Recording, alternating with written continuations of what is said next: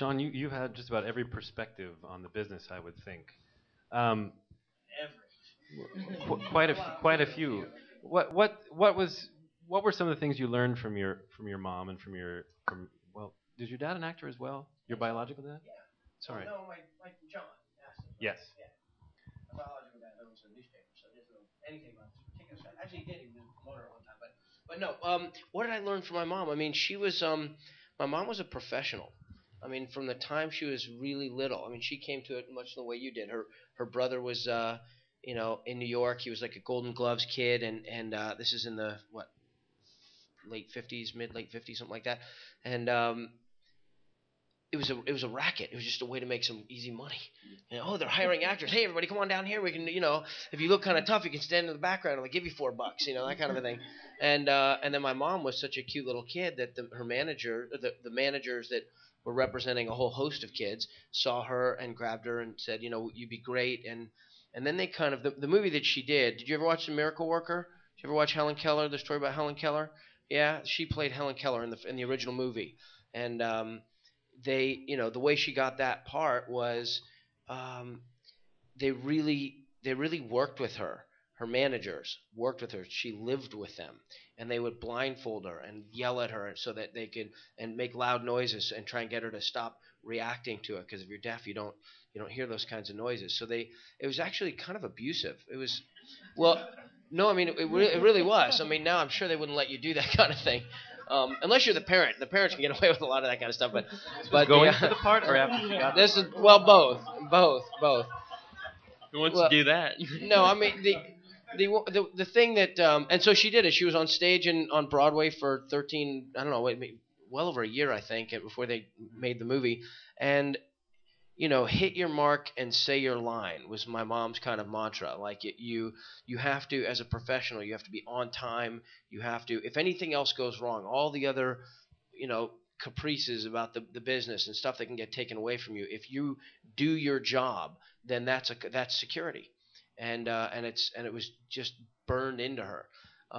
My dad, John, who was Gomez in the Addams Family, the TV show from the '60s, not any of the great movies that came afterwards, but um, to be raised by the two of them and to work as a young performer, I think the thing that allowed people say, well, how come you didn't get into drugs? How I went to UCLA and got a degree in history and English, and I've done a lot of cool things, and people are always kind of shocked because a lot of my contemporaries had struggles that everybody has struggles. I didn't have those particular kinds of struggles, and I think it's because my parents really knew what their worldview was. I think it's really important for parents, number one, above and beyond anything else, is to be honest. You were saying that as long as they don't want it more than the kids. Well, often they really do want it more. And you can't fake it. You can pretend, you can say, oh, well, it's really for the kids. I think you have to be honest with yourself, and I think you have to make adjustments accordingly based on the truth of why it is. And I think if you do that, then you won't be seen as hypocritical by your kids. The kids will look at you, and there'll be an affinity and an understanding that goes beyond what you say. It'll actually reflect what you've done, what your experience is. Mostly after the audition has gone well or poorly, or the work has gone well or poorly, or it's been received well or poorly. You want to have credibility with your kids, and the way you do it is by being honest and making sure that your worldview. If the way you get your news and information is Access Hollywood and Entertainment Tonight, if that's your total focus, then it's no wonder that your kids are going to bend with the ebb and flow of certain kinds of publicity and attention that they get. But if they can keep that in perspective, real perspective, because one of my favorite things that you were talking about was this community service component. I mean, that is just critical, that there's stuff that's more important than ourselves, when you that kind of value-based approach, I think really holds people in good stead. And the one other thing I would say is, I've been working on a book for a long time about child performers. I think some of the greatest performances in American cinema have been given by children, and they're great. Now, that doesn't necessarily mean that they were given in the context of a healthy environment. It doesn't necessarily, and so you wonder, like, how can you prepare a kid to give a world-class performance and make sure that they have a well-rounded life? And I think, for my money, having an appreciation for the work that's come before you is maybe a way to equalize not coming from an environment of total abuse. When in the old days, a director would find a kid who is suffering, and you'd say that is real. That's the heartache that kid has experienced is compelling, and so you put them in a movie and you capture that. So now you've got kids in an environment where the Screen Actors Guild will take you, laser tagging.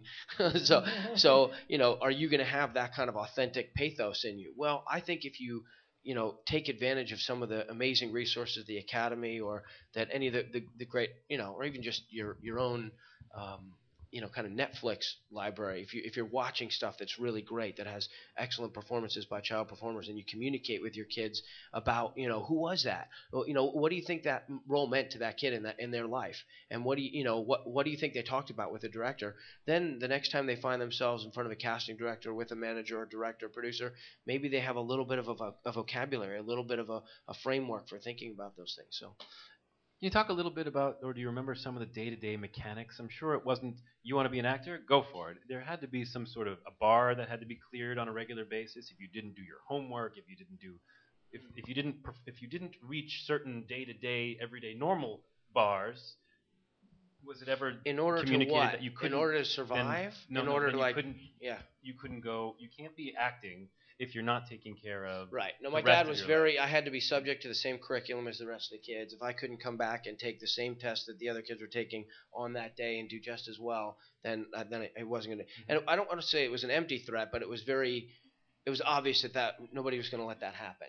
And I actually thought the set teacher experience. I mean, I remember my teachers very, very well. It's great. You have one-on-one direct. It's easy to kind of game the system.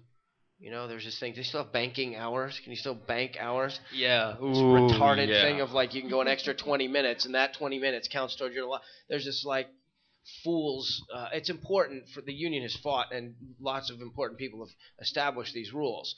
But knowing that the education you get comes from caring about getting an education. And yes, you'll get those minimum hourly, minutely standards of what you have to do. But it's if you're exhausted because of a particular day, that 30-minute chunk that you're being given may not be as fulfilling or kind of edifying and educational experience for you. But on those days where you have 4 hours where you're not doing anything, if you dig in and you work on that science project, or you're doing that math work, or you're doing anything like that, then you get something. So academically, there was absolutely a standard that my father had. I don't think my mother cared as much. She wanted to make sure I was on time, hit my mark, and say my line. And my dad wanted to make sure that I had this kind of strategic view and this academic-based view of my life.